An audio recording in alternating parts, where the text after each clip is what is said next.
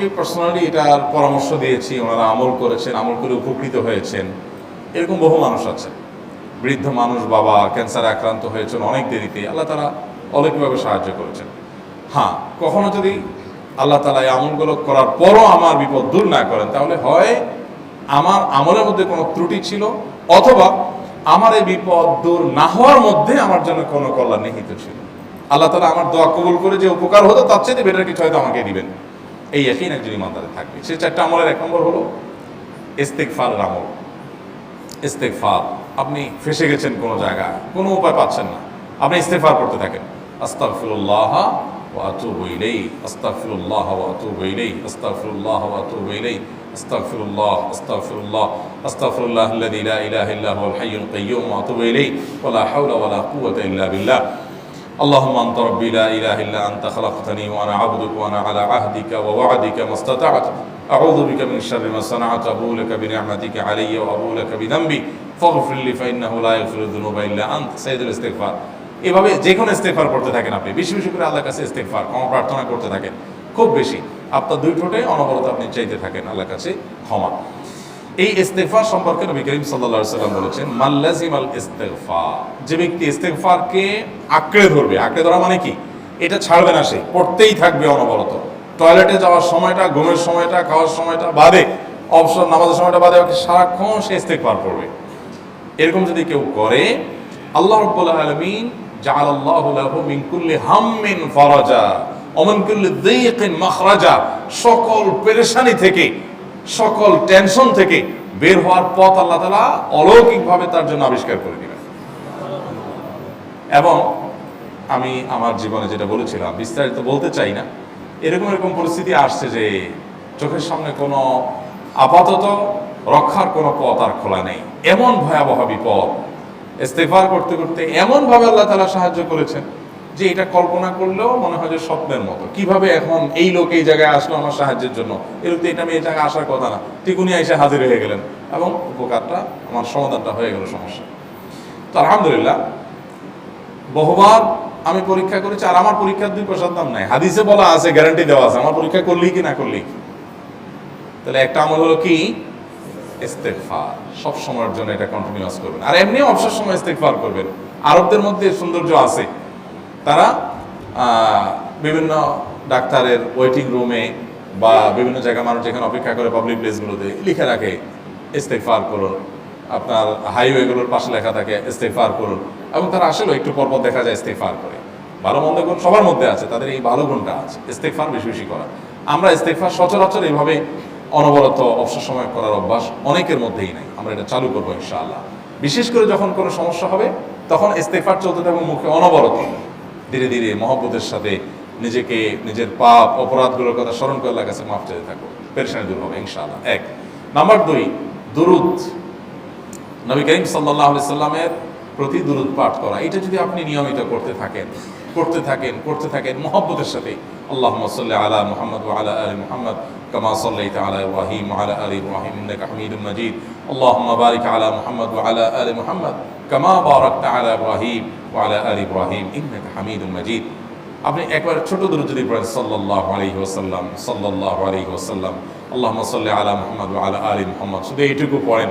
জাযাল্লাহু আন্না মুহাম্মাদান মা হুয়া আহলু, শুধু এইটুকু পড়েন।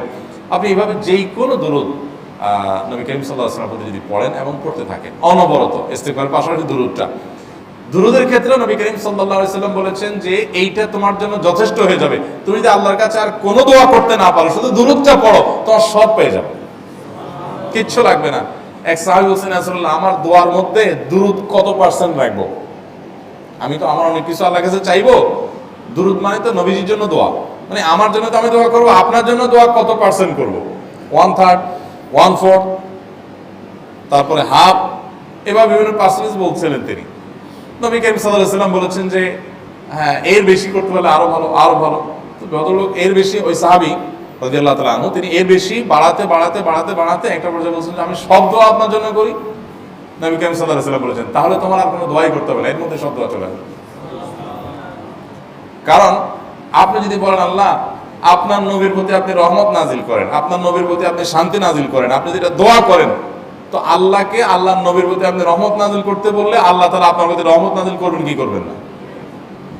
আপনি কাউকে খুশি করতে চান, কার কাছ থেকে কিছু আদায় করতে চান, তার ছেলেটারে যদি হাদিয়া তোহফা দেন, আদর যত্ন করেন, তো বাই ডিফল্ট অটোমেটিকলি ওই লোকের সিম্পেথি আপনার দিকে আসবে কি আসবে না? চোখ বন্ধ করে আসবে। তো আল্লাহর নবীর জন্য যখন আপনি দোয়া করবেন তখন আল্লাহ তাআলা আপনার প্রতি রহমত নাজিল করবেনই, এটা নবী সাল্লাল্লাহু আলাইহি ওয়াসাল্লামের ওয়াদা। যে কোনো পেরেশানি, তিনি আরো বলেছেন যদি কেউ দুরূদের আমল করে নিয়মিত, আল্লাহ রাব্বুল আলামিন তার সকল পেরেশানির জন্য যথেষ্ট করে দিবেন। এই আমলটাকে সবগুলো দূর করার জন্য যথেষ্ট হয়ে যাবে।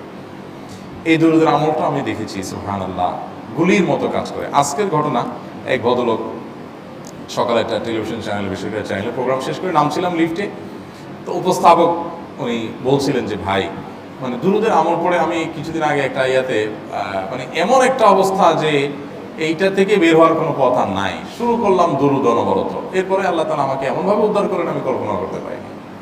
আলহামদুলিল্লাহ এই আমলগুলো করে অনেক ভাইরা আমাকে অভিজ্ঞতা জানাইছে যে আলহামদুলিল্লাহ তাদের অভিজ্ঞতা অলৌকিক। হ্যাঁ, ওই যে বললাম, কখনো যদি আল্লাহ তাআলা আপনার দোয়া কবুল না করেন তাহলে হয় আমার ত্রুটি আছে, আর না হলে আমার জন্য আল্লাহ তাআলা এর চেয়ে বেটার কিছু রেখেছেন, আমি সেই ইয়াকিন রাখবো ইনশাআল্লাহ বিইذنিল্লাহ।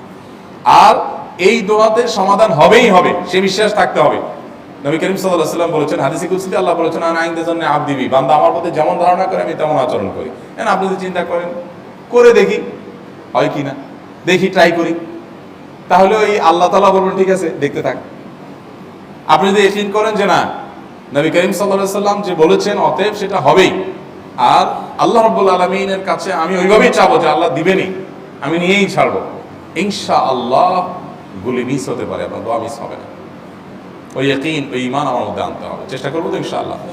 তাহলে দুইটা আমল হলো, ইস্তেগফার আর দুরূদ। 3 নম্বর আরেকটা আমল হলো দোয়া ইউনুস। দোয়া ইউনুস, লা ইলাহা ইল্লা আন্ত সুবহানাক ইন্নী কুনতু মিনাজ জালিমিন। বেশি বেশি পড়তে থাকবেন, যখন বিপদে পড়বেন ইস্তেগফার আর দুরূদ পড়বেন সবচেয়ে বেশি, আর মাঝে মধ্যে দোয়া ইউনুস, লা ইলাহা ইল্লা আন্ত সুবহানাকা ইন্নী কুনতু মিনাজ জালিমিন। আল্লাহ সুবহানাহু ওয়া তাআলা কোরআনে কারীমে এই দোয়ার পরে বলেছেন, ওয়া কাযালিকা নুনজিল মুমিনিন। এই দোয়া পাঠ করার মাধ্যমে ইউনুস আলাইহিস সালামকে পৃথিবীর ইতিহাসের সবচেয়ে অলৌকিক ঘটনা, সকল সায়েন্স, সকল আপনার বিজ্ঞানের তত্ত্ব সবগুলোকে আপনার সবগুলোর বিপরীতে বা সবগুলোকে আপনার ভুল প্রমাণ করে দিয়ে ওই জায়গাটার জন্য আল্লাহ তাআলা ইউনুস আলাইহিসকে মাছের পেটে ঢোকার পর সেখান থেকে আবার জীবিত রেখে বের করেছে। অক্সিজেন অভাবে সেখানে এমনি মারা যাওয়ার কথা, আরো নানা কারণে মারা যাওয়ার কথা, তাই না? কিন্তু আল্লাহ তাআলা তাকে রক্ষা করেছেন, কারণ উনি এই বিপদে পড়ার পর থেকে এটা পড়তেছিলেন, লা ইলাহা ইল্লা আনতা সুবহানাকা ইন্নী কুনতু মিনাজ জালিমিন। তো আল্লাহ তাআলা কোরআনে বলেছেন এটা ইউনুস, তার নবী ইউনুস আলাইহিস সালামকে আল্লাহ তাআলা এর মাধ্যমে রক্ষা করেছেন, সেটা তার জন্য খাস না, এটা তার জন্য স্পেশাল না, বরং আল্লাহ বলেছেন ওয়া কাযালিকা নুনজিল মুমিনিন, এটা দিয়ে আমি তাকে রক্ষা করেছি, একইভাবে ঈমানদারদেরকেও এইটার মাধ্যমে রক্ষা করব। এটা বড় অস্ত্র পেয়ে গেলাম। দোয়া ইউনুস বেশি বেশি পড়বো ইনশাআল্লাহ, লা ইলাহা ইল্লা আনতা সুবহানাকা ইন্নী। আমার দেশে আবার দেখা যায় বিপদ হয়ে গেলে তখন হুজুর বানায় করে যে ভাই আপনারা সবাই মিলে এটা 1 লাখ বার পড়ে দেন, 100 লাখ বার পড়ে দেন, টাকা দিব আপনারা পড়ে দেন। আপনারটা আপনি পড়বেন ভাই, হুজুরদের কাছে দোয়া চান সমস্যা নাই, আর হুজুরদেরকে খাটায়া টাকা দিবেন করে, এমনি টাকা দিবেন না দিয়ে, আর এই দোয়া নিজে নিজে করতে থাকবেন। ইউনুস আলাইহিস সালাম ওই সময় কি লোক ঠিক করছিলেন যে ভাই আপনারা সবাই দোয়া ইউনুস পড়েন, আমি গেলাম, আমি মাছের পেটে গেলাম, আপনারা বসেন সবাই দোয়া ইউনুস পড়া দেন, করছেন উনি? ওনারটা উনি করছেন, তো আপনারটা আপনি শুরু করবেন দোয়া ইউনুস না। 4 নম্বর আমল হলো ইয়া যাল জালালি ওয়াল ইকরাম, এটা বিশেষ করে পাঠ করবেন। নবী করিম সাল্লাল্লাহু আলাইহি ওয়াসাল্লাম বলেছেন আলিযু বিয়া যাল জালালি ওয়াল ইকরাম, ইয়া যাল জালালি ওয়াল ইকরাম, এইটাকে তোমরা আঁকড়ে ধরবে।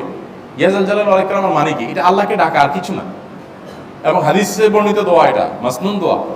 ইয়া যাল জালালি ওয়াল ইকরাম মানে হে মহা ক্ষমতার অধিকারী, প্রতাপশালী এবং সম্মানের মালিক, এটা বলার মানে হলো আল্লাহর কাছে নিবেদন করা, যেহেতু আপনার প্রতাপ আছে, আপনার জালাল আছে, আপনার বড়ত্ব আছে, হে বড়ত্বের অধিকারী এবং হে সম্মানের অধিকারী, আপনার যেহেতু আল্লাহ তাআলা এটা, আপনার যদি এটা আছে, অতএব হে আল্লাহ আপনি আমাকে এটা দান করুন, আপনার সেখান থেকে আমার প্রতি রহম করুন, আপনার সেখান থেকে আমাকে, আপনার বড়ত্ব থেকে আমাকে আপনি হেফাজত করুন, আপনার একরাম থেকে আমাকে আপনি, তা দিয়ে আপনি আমাকে রহম করুন। তো সেই দোয়া আল্লাহ তাআলার কাছে নিবেদন করতে পারি, ইয়া যাল জালালি ওয়াল ইকরাম। এর পাশাপাশি তাহাজ্জুদের নামাজ, এবং যে কোনো নফল নামাজ। কারণ নবী সাল্লাল্লাহু আলাইহি সাল্লাম ইজা হাজাবাহু আমরুন সাল্লা, নবীজি সাল্লাল্লাহু আলাইহি সাল্লামের কোনো পেরেশানি শুরু হলে আগে ওযু করে 2 রাকাত নামাজ পড়তেন, ওযু করে 2 রাকাত নামাজ পড়তেন। আমাদের যখন পেটে ব্যথা শুরু হয় আগে কার কথা মনে পড়ে? ডাক্তারের কথা মনে পড়ে। যখন গায়ে জ্বর আসে সবার আগে মনে পড়ে কিসের কথা? নাপা, নাপা, ঠিক না? জ্বর আসছে গায়ে, সবার আগে আমরা কি চিন্তা করি? নাপা। নাপা আপনি চিন্তা করেন, খান, নিষেধ না তো, ওষুধ গ্রহণ করা সুন্নত। নবী সাল্লাল্লাহু আলাইহি সাল্লাম নির্দেশ করেছেন ওষুধ সেবন করতে, আপনি করেন, ভালো কথা। কিন্তু ইমানদার সব কিছুর আগে ব্যথা আসছে, তাহলে ব্যথার জন্য একটা ওষুধ দোয়া শিখেছেন, দোয়াটা আগে করবে, পাশাপাশি ওইটা করবে। এলো ইমানদারের কাজ। আমরা আজকাল ইমান থেকে অনেক দূরে সরে গেছি। আল্লাহ আমাদের সেই ইয়াকিন দান করুন। তাহাজ্জুদের সময় দোয়া, অনেক বেশি দোয়া করবে। তাহলে 4টা আমল ইনশাআল্লাহ আপনাকে এই ভয়াবহ বিপদ থেকে উদ্ধার করার জন্য সাহায্য করবে ইনশাআল্লাহ। সেই ইয়াকিন নিয়ে করবেন। সেই সাথে as-সাদাকাতুল বলা, দান সদকা করা, অন্যান্য যে আমলগুলো আছে সেগুলোর সাথে সাথে চালানো। বাকি এই 4টাকে বেসিক্যালি